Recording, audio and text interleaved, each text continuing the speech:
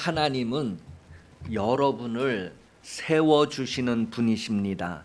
세우신다는 의미는 임명한다고 하는 단어예요. 그래서 어떤 직무나 어떤 직책을 맡긴다, 그런 의미입니다. 예레미야 1장 4절에서 10절 말씀에 보면 이미 여러분이 어머니 뱃속에 자리를 잡기 전부터 하나님께서 여러분을 아셨고, 여러분이 어머니 뱃속에서 자라면서 이 세상에 출생하기 전에 이미 하나님께서 여러분을 구별하셨고, 또 출생한 이후에 오늘날까지 생활하게 하시면서 여러분을 쓰시려고 세우셨다, 여러분을 쓰시려고 직무를 맡기셨다, 그렇게 성경은 확인을 해주고 있습니다. 여러분에게 맡긴 직무는 화목하게 하는 직책, 그 말씀으로 맡겼다고 성경은 말하고 있어요. 여러분의 그 직무를 잘 감당하는 그런 인생으로 복되기를 예수님 이름으로 축복합니다. 양자 물리학에서 관찰자 효과라고 하는 단어가 있어요.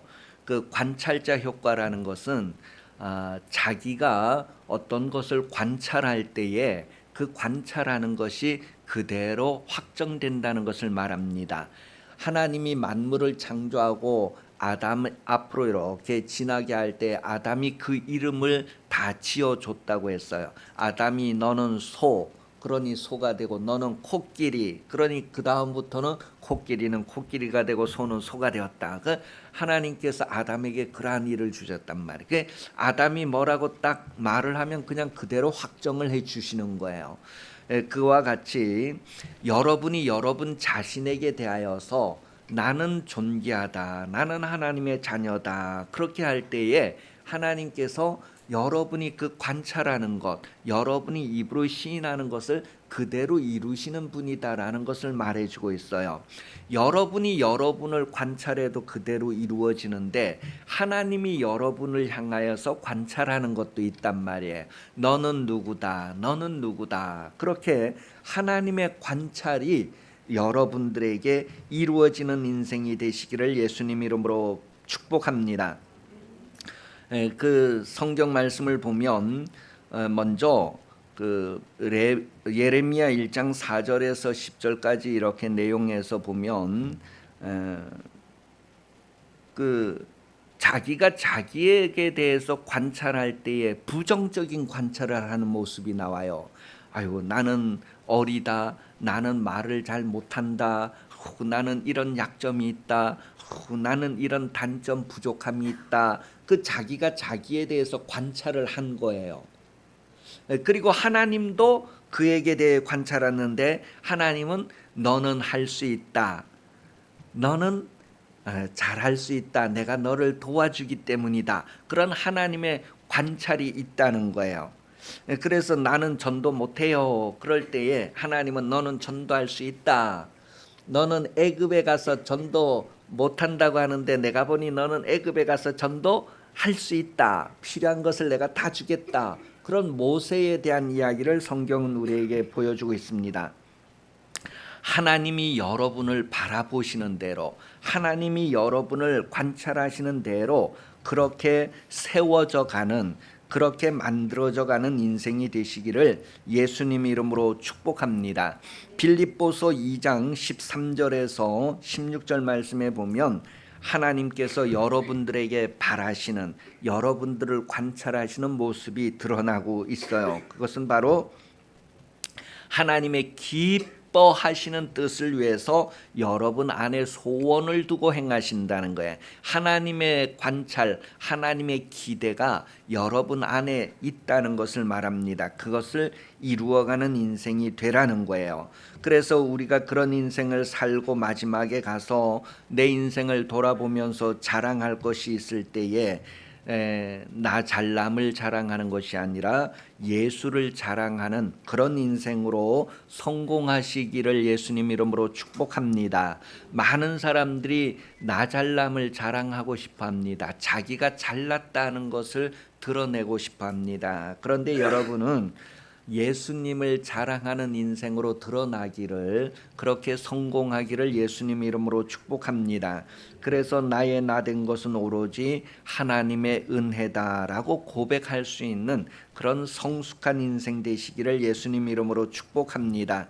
고린도전서 15장 10절 말씀에 보면 바울이 나의 나된 것은 하나님의 은혜로 되었다. 그는 전혀 자기가 가말리엘 문화생에서 아주 정말 타고난 가문의 복과 그런 학문의 깊이와 종교적으로도 아무 흠이 없는 그런 삶을 살았다고 하는 나 잘남을 자랑한 것이 아니라 예수께서 자기를 어떻게 만드셨는가, 어떻게 세우셨는가, 그런 것들을 고백하면서 내가 지금 이렇게 된 것은 하나님의 은혜로 된 것이다 라고 우리에게 확인을 해주고 있습니다. 그래서 모든 것이 은혜, 하나님의 은혜였음을 고백하는 그런 성장하고 성숙한 그런 여러분 신앙생활 성도가 되시기를 예수님 이름으로 축복합니다. 인생은 노력하면 된다고 말하는 노래가 있어요. 안 되는 일 없단다. 노력하면 된단다. 쨍하고 해뜰 날이 온다. 그렇게 여러분, 인생은 노력하면 되는 것이 아니라 인생은 은혜다라는 것을 성경이 우리에게 말해주고 있어요. 하나님이 내 인생에 더하여 주시는 은혜를 받아들이고 그것을 누리는 삶을 사시기를 예수님 이름으로 축복합니다. 더하여 주시고 누리는 인생이 되게 하시려고 여러분에게 예수님을 보내어 주셨다라고 요한복음 1장 16절은 기록하고 있어요. 그래서 우리가 다 그의 충만한 데서 받으니 은혜 위에 은혜로라. 예수님께서 오셔서 여러분에게 뭔가를 주신다고 했을 때에 여러분이 자격이 있어 주시는 것이 아니라 자격이 없는데 하나님의 긍휼과 은혜로 주신다는 거예요. 그 더하여 주시고 풍성케 하시는 것은 은혜라는 것을 아는 것이 얼마나 성숙한 신앙인가를 알게 해주고 있습니다. 여러분, 하나님께서 여러분 인생에 예수 그리스도로 말미암아 더하여 주시고 덤으로 얹어 주시는 그런 은혜를 받아들이고 누리는 삶이 되시기를 예수님 이름으로 축복합니다.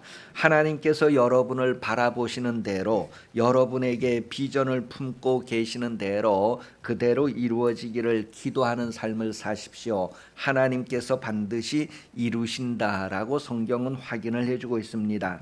여러분 마음에 하나님의 마음을 가지고 어두운 곳에 빛을 비추는 그런 삶을 사시기를 바랍니다. 하나님의 공급하심으로 많은 사람들을 세우는 인생이 되시기를 예수님 이름으로 축복합니다.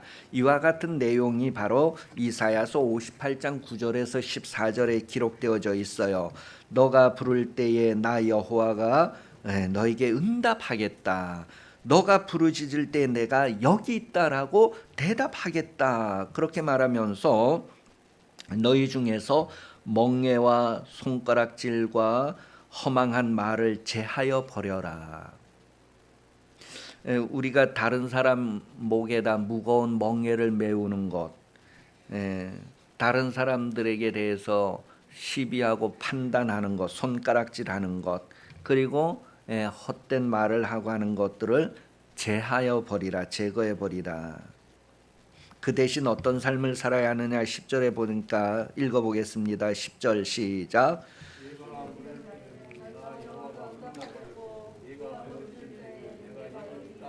네, 10절 시작. 줄인 자에게 내십니다.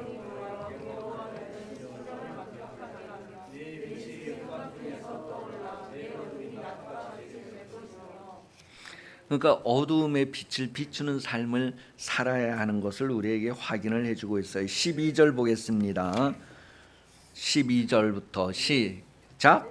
내게서 날 자들이 오래 황폐된 곳들을 다시 세울 것이며 너는 역대 파괴된 기초를 쌓으리니 너를 일컬어 무너진 데를 보수하는 자 익숙한 것 구시되게 하리라.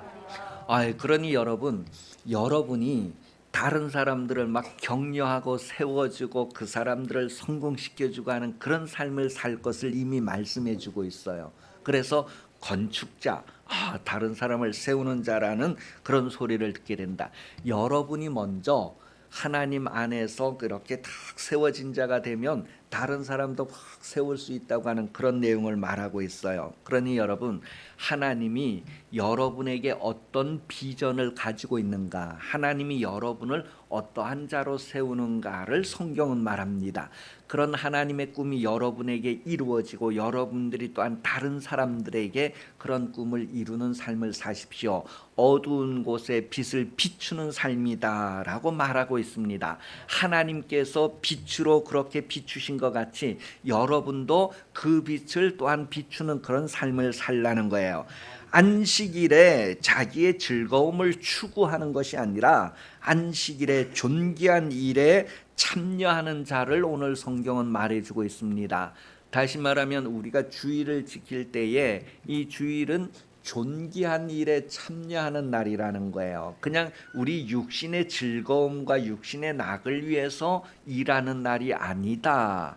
보통 세상 사람들은 일요일 하면 노는 날 하면 자기 육신을 위해서 쉼을 취하는 그런 것으로 알고 있어요. 그런데 주일날이라고 할 때에는 우리가 하나님의 존귀한 일에 참여하는 날이다라는 것을 성경을 말해요. 그것이 복이다라는 것을 우리가 신앙생활을 하면서 알 수 있어야 된다는 것이죠. 이사야 32장 8절 말씀에 보면 존귀한 자는 존귀한 일을 계획하나니 그는 항상 존귀한 일에 서리라. 존귀한 일에 세워진다. 존귀한 일의 직분을 맡았다. 존귀한 일의 직무를 맡아 감당한다고 하는 그런 내용이에요. 그러니 여러분, 일요일 날 자기를 위하여서 쉬고 자기를 위하여서 하는 것이 아니라 존귀한 일을 위하여서 참여하는 삶을 사는 것을 오늘 성경이 말해주고 있어요. 그래서 오늘 본문에 보면요, 회당에서 안식일에 억압당하는 여인에게 공의를 나타내시는 그런 하나님을 우리에게 보여주고 있어요. 안식일에 회당에서 18년 동안 귀신이 들려서 꼬부라졌는데 조금도 펴지 못하는 그런 사람을 만났다는 거죠. 그 사람에게 하나님의 공의가 어떻게 나타났는가를 오늘 본문이 우리에게 말해주고 있어요. 이를 위해서 먼저 시편 103편 1절에서 8절까지 보면 예수님을 통하여서 이 18년 동안 꼬부라진 여인에게 어떤 일들을 나타내시는가를 말해주고 있어요. 내 영혼아 여호와를 송축하라. 내 속에 있는 것들아 다 그의 거룩한 이름을 송축하라. 내 영혼아 여호와를 송축하며 그의 모든 은택을 잊지 말지어다. 은택이 어떤 것이냐 하면 3절 시작. 그가 내 모든 죄악을 사하시며 내 모든 병을 고치시며 내 생명을 파멸해서 속량하시고 인자와 긍휼로 관을 씌우시며 좋은 것으로 내 소원을 만족하게 하사 내 청춘을 독수리같이 새롭게 하시는도다. 여호와께서 공의로운 일을 행하시며 억압당한 모든 자를 위하여 심판하시도다. 그의 행위를 모세에게 그의 행사를 이스라엘 자손에게 알리셨도다. 여호와는 긍휼이 많으시고 은혜로우시며 노하기를 더디하시고 인자하심이 풍부하시도다. 하나님께서 이 18년 동안 꼬부라지는 병에 걸려있던 여인을 이렇게 새롭게 하시고 그 억압당하는 거에서부터 해방시켜 주시는 그러한 내용을 오늘 본문이 우리에게 말해주면서 그것이 얼마나 존귀한 일인가, 그것이 얼마나 공의로운 일인가 하는 것을 우리에게 말해주고 있어요. 죄를 사하시며 병을 고치시며 생명을 속량하시고 인자와 긍휼로 관을 씌워주시고 좋은 것으로 만족하게 하시는 그런 주님의 모습을 오늘 본문이 우리에게 말해주고 있어요. 다시 말하면 억압당하고 있는 여인에게 있어서 좋은 것이 무엇일까? 좋은 것으로 만족시켜 주시는데 억압당하는 여인에게 있어서 좋은 것은 바로 하나님의 영광을 나타내는 것이다 라고 13절에서 말해주고 있어요. 13절 본문을 보면 안수하시니 여자가 곧 펴고 하나님께 영광을 돌리는지라. 여기에서 하나님께 영광을 돌린다는 것은 영광에 참여한다는 의미로서 이 미래에 아직까지 완성되지 않은 미완료라는 거예요. 그러니까 지금 계속 지금까지도 하나님의 영광에 참여하고 있는 상태라는 것을 말해주고 있어요. 그러니 여러분, 이 억압당하는 여인에게 있어서 좋은 것이 무엇이냐면 하나님의 영광을 나타내는데 계속해서 참여하는 것. 지금까지도 계속, 그때부터 지금까지 계속 참여하고 있는 것, 그것을 말해주는 거예요. 그러니 남자를 지으신 분이 여자를 지으셨어요. 그러니 남자나 여자나 모두 무엇을 위하여 지었어요? 하나님의 영광을 나타내시려고 지으셨다라고 성경은 말해주고 있어요. 이사야 43장 7절 말씀에 보면 내 이름으로 불려지는 모든 자 곧 내가 내 영광을 위하여 창조한 자를 오게 하라. 그를 내가 지었고 그를 내가 만들었느니라. 하나님의 영광을 위하여서 지었다는 것은 하나님의 영광을 나타내 보여주려고 지으셨다라는 거예요. 남자를 통하여서도 여자를 통하여서도 하나님의 영광을 나타내시려고 지으셨다는 것을 말해줍니다. 예수님 당시에는 예배를 회당에서 드렸어요. 회당, 유대인들이 모이는 회당에서 예배를 드렸는데 그때 예배에 있어서 여자들은 항상 뒷전이었어요. 남자들 중심으로만 예배가 진행되었단 말이에요. 그런데 예수님이 오셔서 이렇게 여자들이 뒷전이 아니고 이제는 여자들도 능동적으로 예배의 참여자가 되어야 한다. 하나님이 남자와 여자를 지으신 것은 이렇게 차별하기 위함이 아니라 존귀한 일에 함께 참여하도록 지으신 것이다 라는 것을 말해줍니다. 그래서 누가복음을 잘 보면 누가복음에는 여러 가지 사건들을 기록하면서 이 누가가 특별하게 신경 쓴 것이 뭐냐면 남자와 여자를 동일하게 이렇게 딱 세우는 거예요. 그러니 여자에게 이런 지금 병치료 내용이 있었다. 그러면 남자에게도 이런 병치료 이야기가 있는 거예요. 그래서 지금 오늘 본문에서는 여자가 고침받는 이야기 언제요? 안식일에. 그런데 누가복음 14장 1절에서 6절에 보면 안식일에 병 고치는데 누가 고쳐지느냐 하면 남자가 고쳐지는 이야기. 이렇게 해서 남자 이야기, 여자 이야기 이렇게 성경 누가복음의 특징이 그래요. 누가복음은 그렇게 이렇게 기록했단 말이에요. 그래서 남자의 훌륭한 모습을 기록했으면 그 다음은 또 여자의 훌륭한 모습을 기록하고 이렇게 남자 여자가 동등하게 나오는 것이 누가복음의 특징이에요. 그 여러분이 어떤 이야기를 쭉 읽을 때 남자에 대한 얘기가 있으면 그 다음엔 또 여자에 대한 이야기가 있고 그래서 남녀의 그런 것들을 하나님 앞에 동등하게 내놓는 내용이 누가복음의 특징이에요. 여러분, 하나님은 여러분을 모태에서부터 예배자로 택하셨다는 것을 알고 참으로 예배하는 그런 인생 되시기를 예수님 이름으로 축복합니다. 시편 71편 1절에서 6절 내용에 보면 여호와여 내가 주께 피하오니 내가 영원히 수치를 당하게 하지 마소서. 주의 의로 나를 건지시며 나를 풀어주시며 주의 귀에 내게 기울이사 나를 구원하소서. 주는 내가 항상 피하여 숨을 바위가 되소서. 주께서 나를 구원하라 명령하셨으니 이는 주께서 나의 반석이시오 나의 요새이심이니이다. 나의 하나님이여 나를 악인의 손 곧 불의한 자와 흉악한 자의 장중에서 피하게 하소서. 주 여호와여 주는 나의 소망이시오 내가 어릴 때부터 신뢰한 이시라. 내가 모태에서부터 주를 의지하였으며 나의 어머니 배에서부터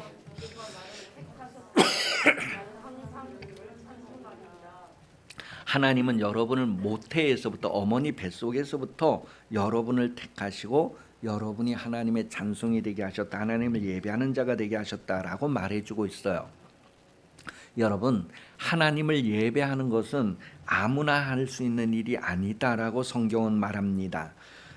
히브리서 12장 18절에서 29절 내용을 보면 아무나 하나님 앞에 나아가는 게 아니다라는 거예요. 그 시내 산에서 하나님이 임재하실 때에 아무나 거기에 접근을 못했어요. 그 다음에 동물들도 거기에 접근을 못하게 했다. 그렇게 성경은 말하고 있어요. 그래서 하나님께서 꼭 이렇게 정한 사람만, 택한 사람만 하나님께 가까이 나올 수 있다. 그런데 아무나 하나님 앞에 나아가면 바로 죽음이다라는 것을 이제 계속해서 확인을 해주고 있어요. 여러분, 이 지금 히브리서 12장 18절에서 29절 말씀을 잘 읽어보면 하나님이 얼마나 무서운 분인가. 그래서 아무나 하나님 앞에 함부로 나갈 수 없구나. 그런 것들을 확인을 해주고 있습니다. 마지막 때에 우리가 하나님 앞에 다 나가야 되는데 그때에 은혜를 받자. 그때를 위해서 지금 은혜를 받자. 그런 내용을 히브리서 12장에서 기록을 해주고 있어요. 여러분, 예배는 존귀하다는 거예요. 예배는 하나님은 존귀하신 분인데 예배하는 그 존귀함은 아무나 취할 수 있는 것이 아니고 오직 부르심을 받은 자라야만 예배할 수 있다. 히브리서 5장 4절입니다. 히브리서 5장 4절 이 존귀는 아무도 스스로 취하지 못하고 오직 아론과 같이 하나님의 부르심을 받은 자라야 할 것이다. 여러분을 하나님이 부르셨다는 것을 믿으시기 바랍니다. 믿지 못하겠거든 성경을 읽으면서 성경은 하나님의 말씀이니 진짜겠구나. 그래서 성경을 읽고 믿음을 가지라니까. 하나님께서 예배하도록 부르셨구나. 하나님을 찬송하도록 하나님의 영광을 노래하도록 우리를 부르셨구나 하는 것을 기록을 합니다. 민수기 18장 1절에서 7절까지의 내용을 보면 그것을 좀 더 구체적으로 하나하나 이렇게 하나님이 아론을 부르시고 레위인을 부르시고 그런 내용들을 쭉 기록하면서 어떻게 봉사해야 되는가를 말해줍니다. 그러면서 직분이다라고 하는 것은 선물이다라고 말하고 있어요. 민수기 18장 7절 말씀에 보면 너와 내 아들들은 제단 휘장 안의 모든 일에 대하여 제사장 직분을 지켜 섬기라. 내가 제사장 직분을 너에게 선물로 주었다. 그러니 여러분 아론의 자손들이 제사장 직분을 감당하는 것도 하나님의 선물이고 레위인들이 성소에서 그 맡은 일을 감당하는 것도 하나님의 선물이고 직분은 하나님의 선물이다라는 것을 말해주고 있어요. 선물은 받는 사람이 기쁨인가요? 슬픔인가요? 선물은 하여간 뭐 공짜로 준다 그러면 뭐도 좋다고 받는다 하잖아요. 선물은 참 기쁜 거예요. 그러니 여러분, 하나님이 여러분에게 직분을 주셨다고 했을 때, 하나님을 섬기는 직분을 주셨다고 했을 때 그것이 기쁨이 되어야 하는 것을 말해요. 그래서 선물은 기쁨이 되어야 하기 때문에 여러분이 즐겁게 봉사하고 직분을 감당하는 삶을 살 수 있기를 예수님 이름으로 축복합니다. 로마서 15장 16절에 보니까 복음의 제사장 직무를 이야기해 주고 있어요. 하나님의 말씀을 받은 대로 그 말씀을 전해야 되는 복음의 제사장 직무를 말하고 있습니다. 또한 민수기 3장 10절과 18장 5절에 보면 우리에게 주신 직무를 다하라. 직무를 다하라. 그렇게 기록한 내용을 우리가 보게 됩니다. 여러분, 불평불만하는 것이 아니라 오히려 기쁘고 즐겁게 예배하는 삶을 살고 직분을 감당하는 그런 삶을 사시기를 바랍니다. 하나님의 말씀을 듣고 전하는 것을 기쁘고 즐겁게 전하라는 거예요. 내가 어디 가서 좋은 것을 보고 좋은 것을 먹고 좋은 것을 누려봤으면 그것을 너무너무 흥분해하면서 다른 사람들에게 거기 가니까 이런 게 있더라고 전해주는 것처럼 여러분이 하나님께 받은 그런 것들을 누릴 뿐만 아니라 다른 사람에게 전해주는 것, 그것이 바로 여러분들을 부르신 이유다라는 것을 말해주고 있어요. 여러분들에게 임직을 해준, 여러분들에게 세워주신, 여러분들을 세우시는, 임명하시는 하나님의 이유가 바로 여러분이 받은 것을 전하라는 것이다라고 오늘 성경이 말해주는 거예요. 여러분은 오늘도 하나님의 영광스러운 일에 참여하는 삶을 사시기를 바랍니다. 예수님이 세상에 계실 때 빛을 비추신 것처럼 이제는 너희가 세상의 빛이다, 너희가 세상의 빛을 비추라, 그런 말씀들을 이루는 삶을 사시기를 바랍니다. 요한복음 8장 12절에도 보면 나는 세상의 빛이니 나를 따르는 자는 어두움에 다니지 아니하고 항상 생명의 빛을 얻는다. 여러분들의 삶이 예수님을 따르는 삶, 그래서 거룩한 교회, 빛나는 교회, 영광스러운 교회, 하나님의 영광을 나타내는 교회, 성도의 삶으로 세상에 드러내시기를 예수님 이름으로 축복합니다. 기도하겠습니다. 하나님 아버지, 기쁜 교회 된 모든 성도들이 하나님의 세움을 받은 줄을 알게 하시고 하나님의 말씀이 저들에게 주어졌으니 그 말씀을 전하는 삶을 살게 하여 주옵소서. 들은 것을 그대로 전달하는 삶이 되기를 원합니다. 복음의 제사장 직분자로 세움을 받았으니 하나님 아버지, 세움을 받은 것이 헛되지 않게 하여 주시고 참으로 하나님 앞에 기쁨이 되게 하시고 풍성한 열매를 맺는 인생이 되게 해 주시옵소서. 안식일 날 얽매였던 자를 해방시키는 것이 얼마나 존귀한 일인가. 저가 해방되어서 하나님의 영광을 지금까지도 드러내는 인생이 되었다는 것을 우리에게 목격하게 해주면서 우리가 하나님의 영광을 어떠한 모습으로 드러내야 하는 것을 깨닫게 하신 하나님 아버지, 머리 숙인 모든 성도들이 세상의 빛으로 드러나게 하여 주옵소서. 다시 오시는 예수 그리스도 은혜 베풀어 주시며 하나님 아버지 무한하신 사랑하심과 성령 도우심이 주일 오전 예배 참석하여 머리 숙인 성도들 위해 영원토록 함께 하시기를 간절히 축원하옵나이다. 아멘.